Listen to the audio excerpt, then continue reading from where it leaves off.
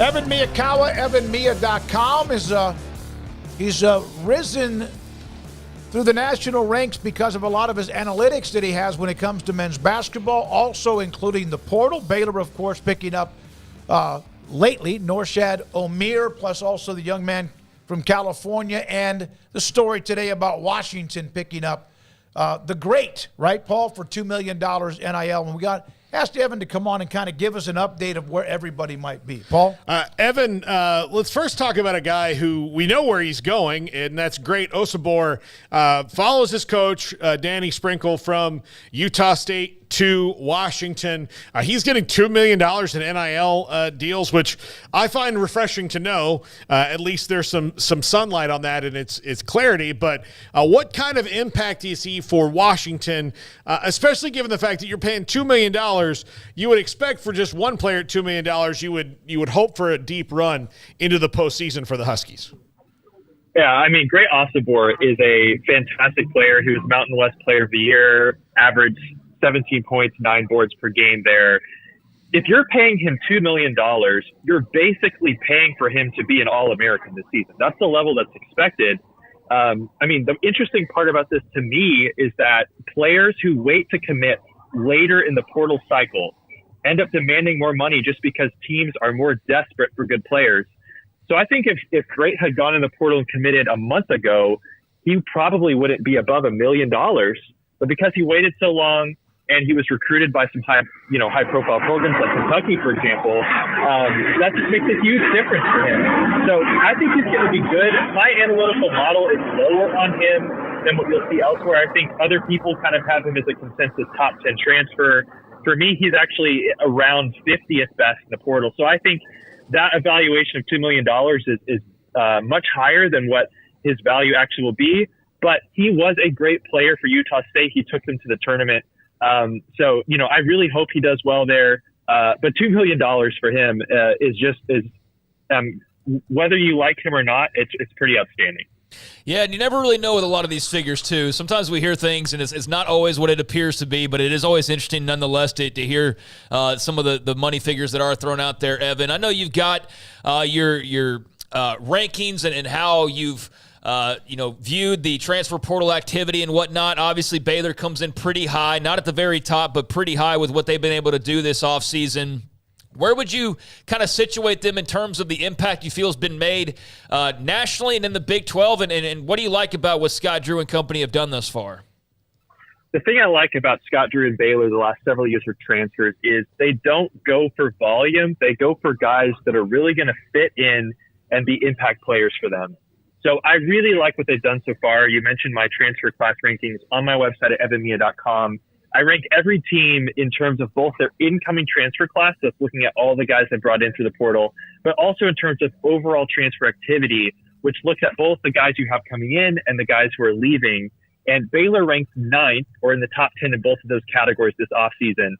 And this is kind of what we've come to expect with Baylor. Every offseason, if they have holes, they typically plug it with really good guys. So I particularly really like Jeremy Roach from Duke and Norshad Omier from Miami coming in. Those are two guys who I have ranked as top 30 transfers. I have Norshad Omier in the top 10 transfers in the portal. And given that there's, around 2,000 guys in the portal this year, that's very good. So I really like how both of those guys come in. They have as much experience as you possibly can get in the transfer portal. Both of them have played in a Final Four in the past. So when you add those guys to Baylor's returners along with some of their high-profile freshmen, I mean, this is a team that has everything that you would want. It has returning production. It has veterans to the portal. It has 5-star talent coming out of high school. I really like the balance there for the squad.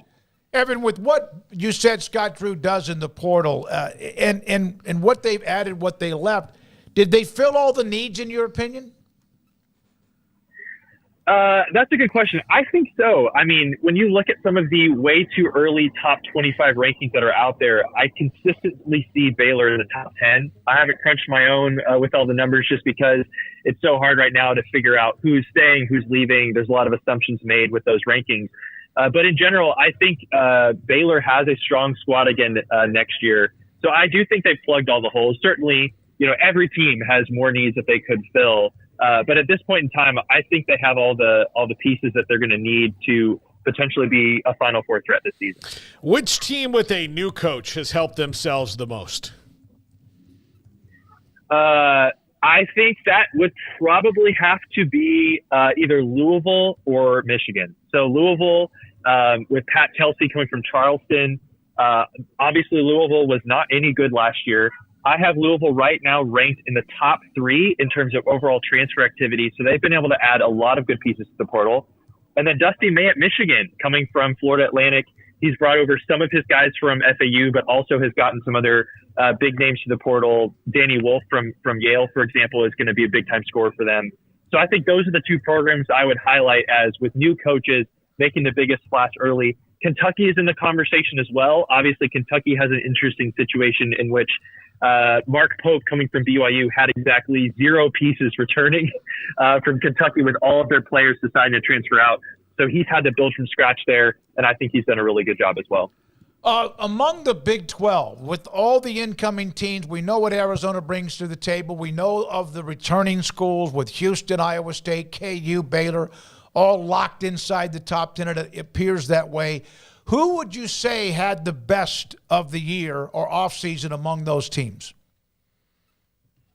In terms of Big 12 schools in the transfer portal? Yeah. How would you? Yeah. Like I mentioned them. Some just had a lot of people back. Houston had a lot of people back. But when you talk about everything plus the portal, how would you rank them? I think Baylor has to be in the conversation. I think they've really solidified themselves. I have them as having the best incoming transfer class. Kansas definitely has to be in the conversation as well. Obviously, this was a bit of a letdown season for them, first round exit in the NCAA tournament.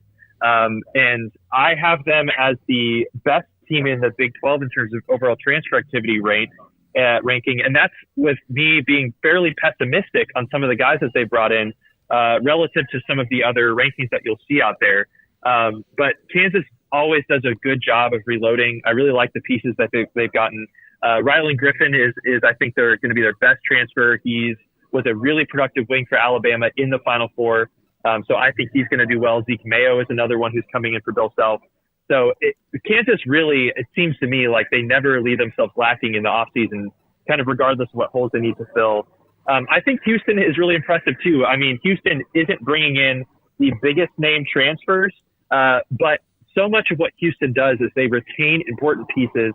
They bring back guys who are big cultural fits for them. So I think Houston's probably going to be a top 5 squad this year when we come around to the preseason again. Of the guys left in the transfer portal, who are you surprised has not committed just yet? Honestly, I cannot say anything about why I'm surprised or not a guy can be in the portal, just because at this day and age, it has everything to do with NIL and with agents and what they're being promised. So I don't really think you can say surprised or not surprised, because, the longer that guys seem to stay in the portal, the more that they demand. So, for some of the guys who are waiting to commit, they might just be playing the long game there.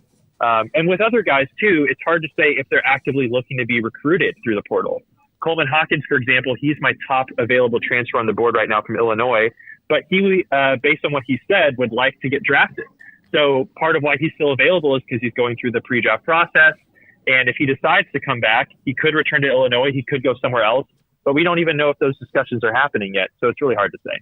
Yeah, I saw where he responded to the note about Osobor getting the money at Washington, where he kind of did really like that kind of thing. So he's number 1 now on the list with Osobor off the list, or was he number 1 or ahead of him anyway?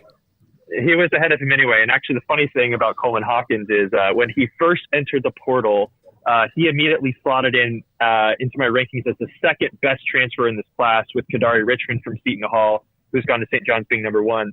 So I made a post on Twitter about it, said Coleman Hawkins would be the number 2 transfer. And he quote tweeted my tweet and said, "Number 2, really?" with a laughing emoji. He quickly deleted it, but clearly he thinks he's the best player in the portal and is probably looking for that kind of money as well. Evan, thank you very much. Appreciate your time. Evan Maya, or Mia, M-I-Y-A, on Twitter and also online. And it is just loaded with all sorts of numbers, stats, data, and analytics, Evan Miyakawa. We knew him when he was just a wee lad. Like a wee lad, and he's become now national. A lot of writers now refer to him and his information too. His